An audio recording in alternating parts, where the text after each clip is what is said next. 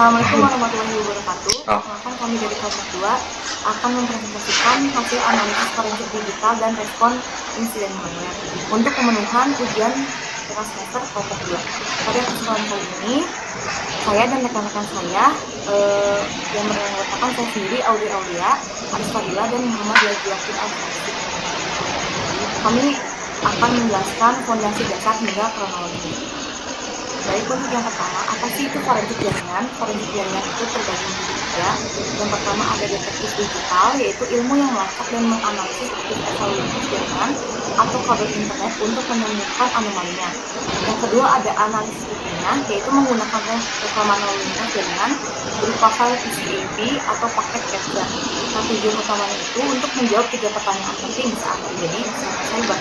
Siapa penyerangnya, kapan terjadinya, dan data apa yang diterima. Kemudian menjaga sidik jari digital atau integritas data. Dalam dunia forensik, barang bukti tidak boleh dimanipulasi sekecil apapun. Kami menguncinya dengan metode hashing. Yang ini bisa dilihat sendiri, ada file bukti, nilai MD5 sama nilai SHA-nya. Bisa dilihat sendiri di sini.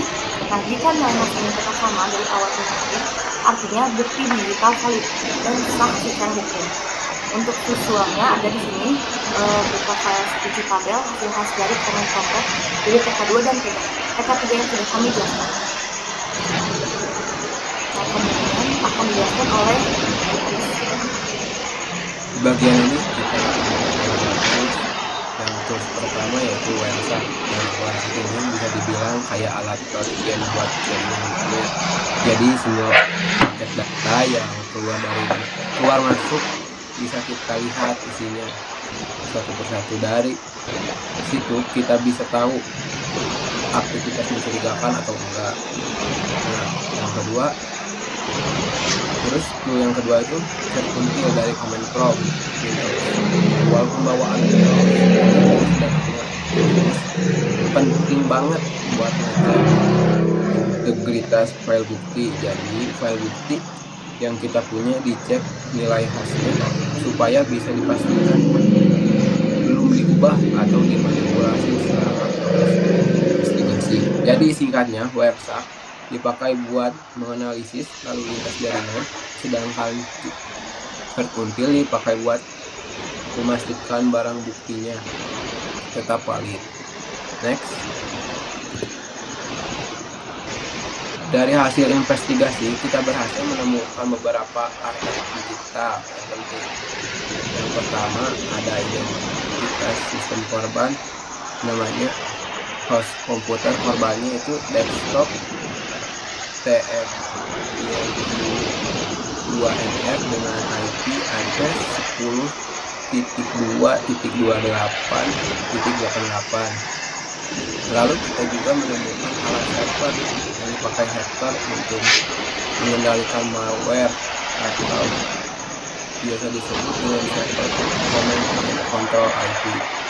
Servernya itu 45.241.85 dengan domain Fadusa XYZ. Nah, informasi ini maksudnya informasi ini sangat penting banget bagi dunia forensik digital karena bisa dipakai untuk melacak sumber serangan. Next. Di slide ini tidak masuk ke kronologi serangan. Awalnya komputer korban berjalan normal seperti biasa dan terhubung ke internet. Jadi penggunanya kemungkinan tidak menyadari kalau sistemnya sudah terinfeksi. Lalu masuk ke fase 2 yaitu saat malware mulai aktif atau disebut homing. Di tahap ini komputer korban diam-diam mencoba menghubungi domain asing yaitu Fadusa XYZ. Kalau diibaratkan malware ini seperti memberi sinyal ke hacker bahwa komputer korban sudah berhasil dimasuki setelah koneksi berhasil. Hacker bisa mulai mengontrol sistem atau mengambil data korban tanpa disadari pengguna. Dan berbahaya, semua proses ini berjalan diam-diam di background sehingga komputer terlihat seperti seperti normal. Lalu akan dilanjutkan Nah, setelah kita membahas fase-fase awal yang tadi, kita selanjutnya akan membahas fase 3, yaitu fase paling krusial, yaitu fase ekstrafiltrasi, atau sederhananya adalah alur dari pencurian data. Nah, di sini di poin pertama, ketika penyerang sudah berhasil masuk, mereka akan mulai memindahkan data dari komputer. Mereka akan mulai memindahkan data dari komputer ke komputer korban. Di poin pertama, tim kita mendeteksi sesuatu yang sangat menarik, yaitu aktivitas dari HTTPS post. Slide sebelah. Dari slide sebelah. Nah, di slide yang ini, yang kanan, itu ada aktivitas HTTPS post yang berulang kali dari komputer korban menuju server penyerang. Karena protokol ini sering digunakan untuk mengirim data, jadi penyerang memanfaatkannya agar terlihat seperti lalu lintas biasa. Selanjutnya balik ke slide sebelumnya. Nah, di poin kedua, yaitu kita melihat bagaimana cerdiknya mereka menyembunyikan jejak. Serangan ini tidak menggunakan jalur yang jelas, jadi mereka melakukan secara diam-diam melalui celah alamat URL yang terlihat biasa saja, yaitu fake url.htm. Ini adalah teknik penyamaran klasik agar tidak mudah terdeteksi oleh sistem keamanan dasar. Lalu dari poin ketiga, poin terakhir, memperjelas apa yang sebenarnya terjadi.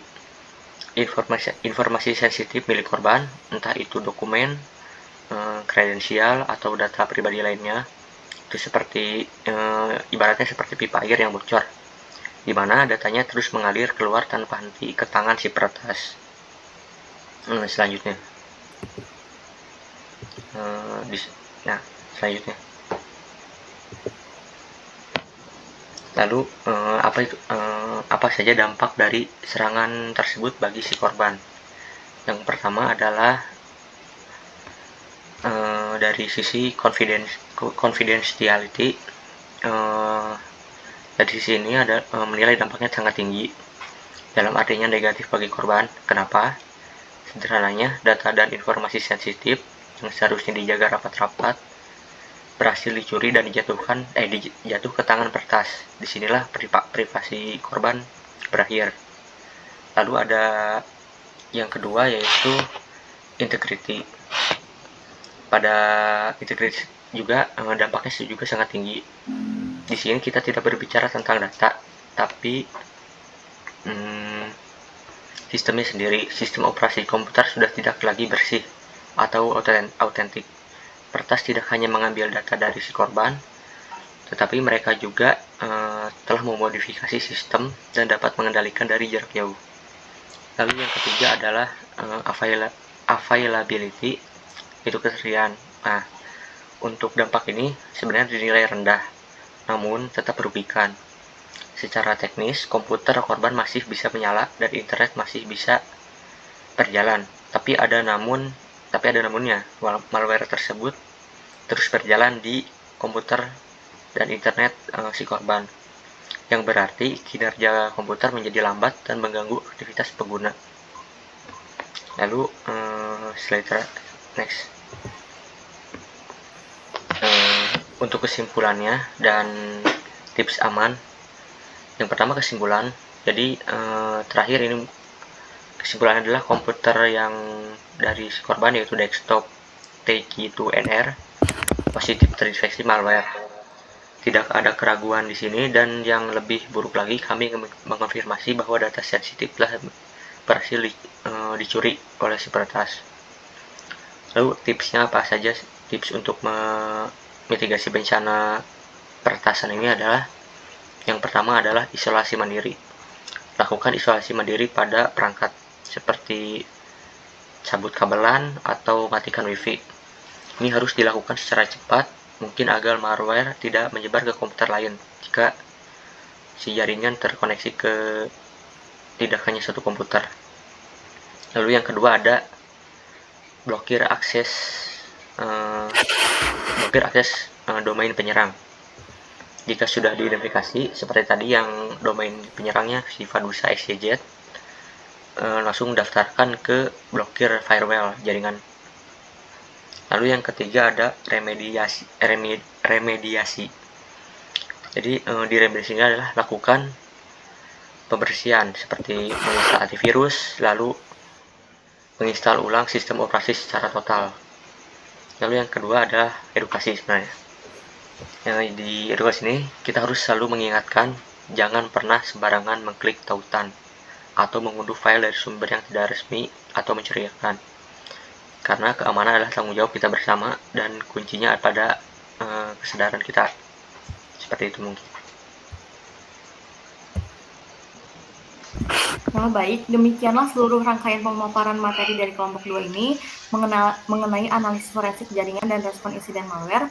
Dapat kita simpulkan bahwa integritas antara ketelitian, analisis data, dan penjagaan integritas bukti digital merupakan kunci utama dalam mengungkapkan sebuah insiden keamanan cyber. Kami menyadari bahwa apa yang kami sampaikan itu tentu tidak dapat luput dari kekurangan.